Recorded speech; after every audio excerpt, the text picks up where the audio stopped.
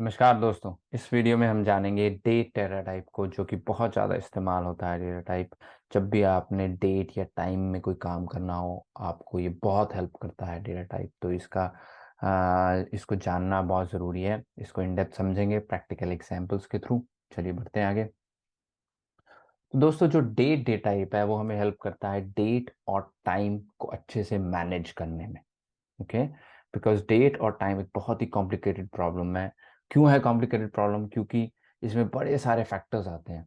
हर देश का अपना टाइम होता है, अपना टाइम जोन होता है, उसको मैनेज करना डिफिकल्ट है। फिर अगर एक ही देश में करें तो हर महीने में अलग अलग डेज होते हैं। फरवरी में कम डेज होते हैं, जनवरी में ज़्यादा डेज होते हैं। और उसके बाद वीक्स को मैनेज करना, एक हफ्ता, 2 हफ्ते, एक हफ्ते में 7 दिन होते हैं। उसके बाद मंथ्स को मैनेज करना, आवर्स को मैनेज करना, मिनट्स को, सेकंड्स को, मिली सेकंड्स को, इन सब को मैनेज करना एक बड़ी ही कॉम्प्लिकेटेड प्रॉब्लम है अगर आपको हेल्प ना मिले प्रोग्रामिंग लैंग्वेज से। सो जितनी भी प्रोग्रामिंग लैंग्वेजेस हैं इंक्लूडिंग जावास्क्रिप्ट, आपको बेसिक डेट और टाइम पे एक ऑब्जेक्ट देती हैं। एक ऐसी ऐसी एक फीचर देती हैं ताकि आप डेट और टाइम से अच्छे से काम कर सकें, और आपको खुद इन्वेंट ना करना पड़े अपना लॉजिक डेट और टाइम में काम करने के लिए। ठीक है, तो ये क्या करता है दोस्तों, जो जावास्क्रिप्ट में डेट है वो क्या करता है, आप जावास्क्रिप्ट में एक डेट और टाइम पे पॉइंट करके एक ऑब्जेक्ट बनाते हैं। कैसे बनाते हैं वो भी प्रैक्टिकली मैं दिखाऊंगा। बट अभी लेट्स से अभी यहाँ पे डेनमार्क में है 12 जून, जब मैं रिकॉर्ड कर रहा हूँ 9:47 टाइम है, 9:57 टाइम है, 9:57। सो इस टाइम पे आप ऑब्जेक्ट बना देंगे। आप कहेंगे जावास्क्रिप्ट एक ऑब्जेक्ट बनाओ मेरे लिए डेट का, जो अभी वाले पॉइंट को रिप्रेजेंट कर रहा है, अभी जो टाइम है उसको। तो उसको बना के रख देगा, और वो 1 घंटे बाद भी वहीं रहेगा जो जिस टाइम पे आपने बनाया था, 9:47। ये घड़ी नहीं है जो 1 घंटे बाद 10:47 हो जाएगा। नहीं, ये एक स्टैटिक, ना बदलने वाली चीज है, जो 9:57 पे अगर बनाया तो 9:57 पे ही फिक्स हो जाए। ठीक है दोस्तों, इसको भी ट्राई करके देखेंगे।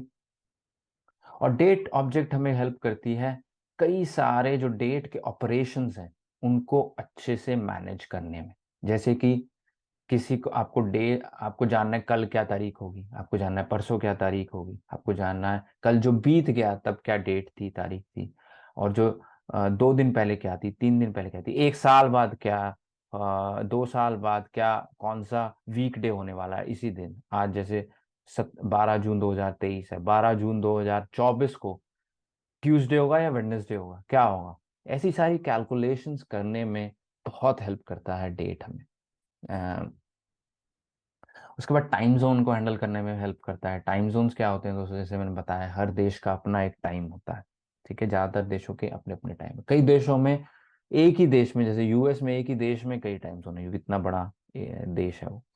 तो ऐसे केसेस में टाइम जोन को मैनेज करना एक बहुत बड़ी प्रॉब्लम हो जाती है। और जावास्क्रिप्ट हमें इन स्टेट ऑब्जेक्ट के हेल्प के थ्रू, डेट ऑब्जेक्ट के थ्रू हमें हेल्प करता है कि हम अच्छे से टाइम जोन्स को मैनेज कर सकें। फिर उसके बाद ये हमें ऐसा भी हेल्प करता है कि अगर हमें डेट को अलग अलग तरीके से लिखना हो, उसमें भी हेल्प करता है। जैसे कि जैसे मान लो हमें रिक्वायरमेंट आई है कि हमारी वेबसाइट पे, हमारी ऐप में हमें डेट को इस तरीके से लिखना है, 23/23/2022। और क्या तरीके हो सकते हैं? कोई कहता है नहीं नहीं नहीं, मुझे डे जो मंथ है वो नंबर में चाहिए, 8 अगस्त होता है, 23-08-2022। तो कोई और आता है, नहीं नहीं नहीं, मुझे नंबर्स में नहीं चाहिए, मुझे अगस्त पूरा लिखना चाहिए, AUGUST पूरा अगस्त लिखना, 23/2022, और टाइम भी डालना आगे उसका, और टाइम जो है 24 आवर में डालना। जैसे एक 12 आवर फॉर्मेट होता है, 12 आवर फॉर्मेट होता है कि जैसे इसी कोई 13 को लिखना 01 PM, लेकिन 24 आवर फॉर्मेट में इसको हम लिखेंगे 13। ठीक है दोस्तों, तो अलग अलग फॉर्मेट में अगर आपको लिखना हो तो भी डेट आपको हेल्प करती है उस चीज़ में। तो आपको समझने की चीज ये है कि डेट, आपको डेट से रिलेटेड जितनी भी प्रॉब्लम्स आ सकती हैं उसमें आपको हेल्प करती है डेट ऑब्जेक्ट। ठीक है, चलिए इसको एक बार प्रैक्टिकली समझते हैं। और यहाँ पे हम बनाते हैं एक डेट का, date data type dot JS बनाई हमने। अपनी कंसोल को क्लियर कर देते हैं और यहाँ पे एक वेरिएबल बनाते हैं const my date equals to, और डेट कैसे बनाते हैं दोस्तों, न्यू लिखते हैं, फिर डेट का ऑब्जेक्ट बनाते हैं। अभी हमने क्या किया, यहाँ पे डेट का ऑब्जेक्ट बनाया है। ऑब्जेक्ट के इन डेप्थ में अलग वीडियोस बनाऊंगा, अभी के लिए समझ लीजिए कि अगर डेट को इनिशियलाइज करना है तो इस तरीके से इसका ऑब्जेक्ट बनेगा। चलिए अब हम क्या करेंगे, इसको प्रिंट करवा देते हैं, कंसोल डॉट लॉग, और यहाँ पे मैंने लिखा my date comma my date. Okay, चलिए अब इसको चलाते हैं। नोड, टर्मिनल में गए, नोड डेटा टाइप, मेरे फोल्डर का नाम है data types slash date data type dot JS, इसको चलाया तो क्या है दोस्तों, यहाँ पे डेट प्रिंट हो गई और एक स्पेशल फॉर्मेट में ये डेट प्रिंट हुई है। क्या है ये फॉर्मेट, इसके अंदर दो टुकड़े हैं, पहला जहाँ पे डेट है, फिर टी है जो बता रहा है कि आगे टाइम शुरू है, ठीक है दोस्तों, फिर यहाँ पे टाइम है और एंड हो रहा है जेड पे। तो इसको अच्छे से समझते हैं क्या है।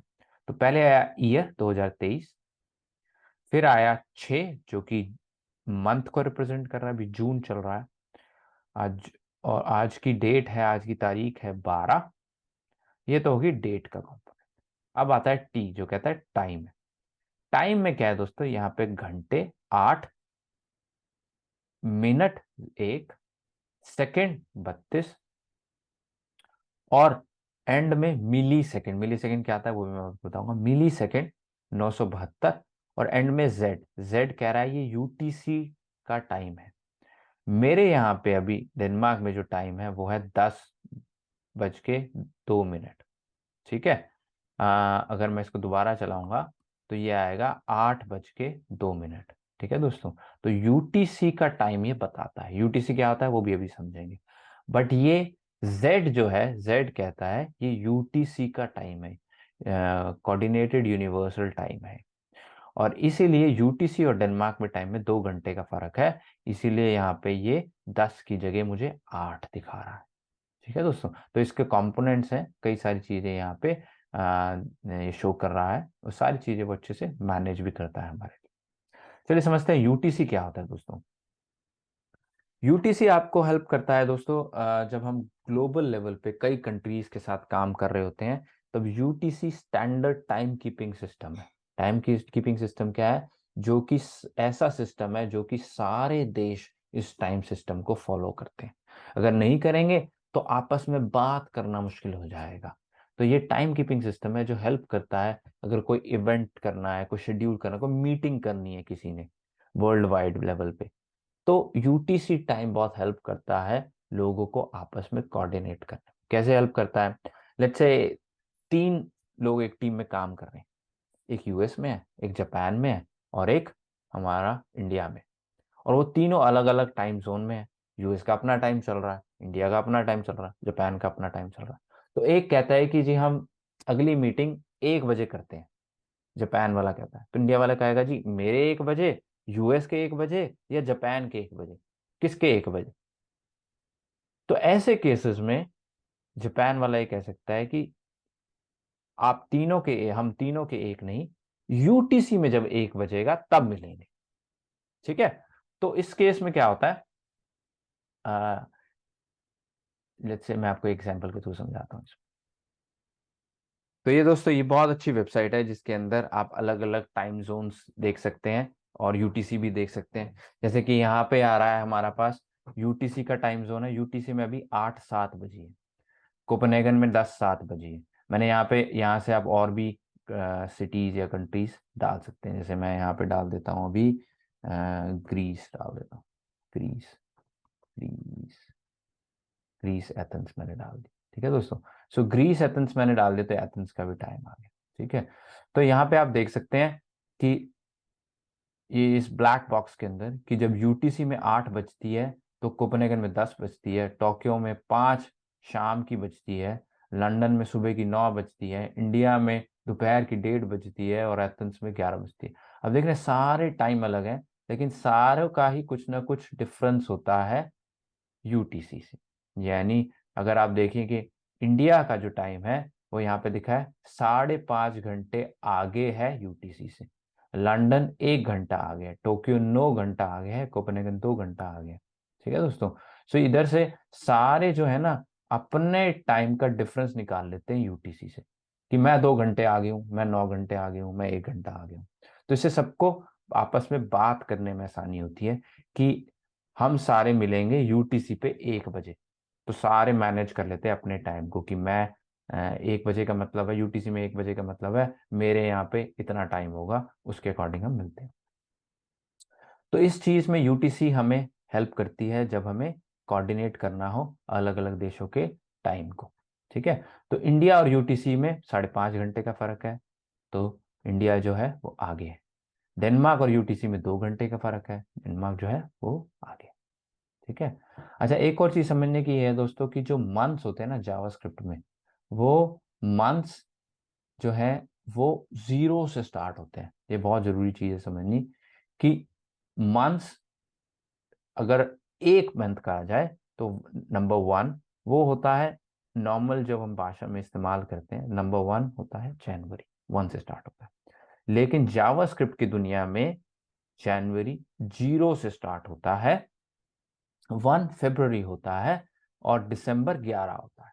तो 1 से 12 नहीं, 0 से 11 होता है। ये गलती मैंने भी कई बार करी है, इसीलिए मैं आपको ये समझाना चाहता हूँ स्पेशली कि ये बाकी लैंग्वेजेस में हमेशा मंथ्स 1 से स्टार्ट होते हैं, लेकिन जावास्क्रिप्ट एक स्पेशल लैंग्वेज है जिसमें मंथ्स 0 से स्टार्ट होते हैं। ठीक है। अच्छा, एक और कंसेप्ट समझना जरूरी है मिली सेकेंड्स का। मिली सेकेंड्स क्या होते हैं? देखिए, हमारे अ, अभी तक हमने देखा कि हम ईयर को रिप्रेजेंट कर सकते हैं, एक साल। एक साल में 12 महीने होते हैं। हर मंथ के अंदर, हर महीने के अंदर अलग अलग तरीके के दिन होते हैं। फरवरी में कम होते हैं, जनवरी में ज्यादा होते हैं। ठीक है। और हर दिन के अंदर 24 घंटे होते हैं, हर घंटे के अंदर 60 मिनट होते हैं, हर मिनट के अंदर 60 सेकंड होते हैं। ठीक है। तो हमने ईयर से स्टार्ट किया और सेकंड तक पहुंच गए। और हर सेकंड के अंदर 1000 मिली सेकंड होते हैं। ठीक है दोस्तों। हम रोज रोजमर्रा की जिंदगी में हम मिली सेकेंड्स का इस्तेमाल नहीं करते, लेकिन जब हमें कोई चीज बारीकी से मेजर करनी होती है तब हम मिली सेकेंड्स का इस्तेमाल करते हैं। जैसे एक ओलंपिक की रेस हो रही है 100 मीटर की, तो उसमें सिर्फ सेकेंड्स ही नहीं, मिली सेकेंड्स का भी इस्तेमाल किया जाएगा। अगर दो कंटेस्टेंट बहुत क्लोज रन कर रहे हैं, बहुत उनकी स्पीड एक जैसी ही है, तो मिली सेकेंड में भी उसको मेजर करेंगे। ऐसी कई और जगहों पे मिली सेकेंड्स का इस्तेमाल होता है। चलिए दोस्तों, इस वीडियो में इतना ही, अदरवाइज वीडियो बहुत बड़ा हो जाएगा। अगले वीडियो में हम समझेंगे कैसे डेट को इनिशियलाइज किया जाता है। अभी तक हमने सिर्फ एक ही बार डेट को इनिशियलाइज किया है, ऐसे कई तरीके हैं डेट को इनिशियलाइज करने के। अगले वीडियो में मैं वो सारे तरीकों को कवर करूंगा ताकि आपको इन डेप्थ समझ आ सके। अगर वीडियो पसंद आया हो तो प्लीज़ वीडियो को लाइक कीजिएगा और चैनल को सब्सक्राइब कीजिएगा ताकि और लोगों तक ये नॉलेज पहुंच सके। चलिए मिलते हैं नेक्स्ट वीडियो में। Thank you.